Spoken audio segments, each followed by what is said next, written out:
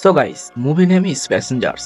মুভিটি রিলিজ হয় 2016 সালে। মুভির শুরুতে দেখানো হয় অ্যাভলন নামে একটি স্পেসশিপ পৃথিবী থেকে 5000 প্যাসেঞ্জার্স এবং 258 জন ক্রু মেম্বার্সদের নিয়ে হোমস্টে 2 নামে পৃথিবীর সমরূপ আরেকটি গ্রহের উদ্দেশ্যে যাত্রা করে। পৃথিবী থেকে হোমস্টে 2 যাত্রাপথের সময় লাগবে প্রায় 120 বছর। সেই কারণে সমস্ত প্যাসেঞ্জার্স এবং ক্রু মেম্বার্সদেরকে নিজস্ব স্লিপিং চেম্বারের মধ্যে করে স্পেসশিপ অটো পাইলট মোডে রেখে দেওয়া হয়। কিন্তু এর ঠিক 30 বছর পর অ্যাস্ট্রয়েডের সাথে স্পেসশিপের সংঘর্ষ হয় এবং যান্ত্রিক ত্রুটির কারণে একটি স্লিপিং চেম্বার ওপেন হয়ে যায়। সেই চেম্বার থেকে বেরিয়ে আসে জিম প্রেস্টন নামে এক ব্যক্তি। তিনি জানতে পারেন নির্দিষ্ট সময়ের আগেই সে স্লিপিং চেম্বার থেকে বেরিয়ে এসেছে। জিম তার স্লিপিং চেম্বারে প্রবেশ করার চেষ্টা করে, কিন্তু সে ব্যর্থ হয়।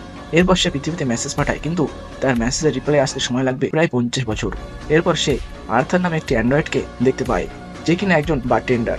জিম সেই বারটেন্ডারের সাথে গল্প করে এবং বাকি সময়টা সুইমিং, টিভি দেখা, breakfast, lunch, dinner, playing, dance, space jumping, এভাবে প্রায় 1 বছর অতিক্রম হয়ে যায়। পরবর্তী ভিডিও পাওয়ার জন্য পার্ট 2 কমেন্ট করুন।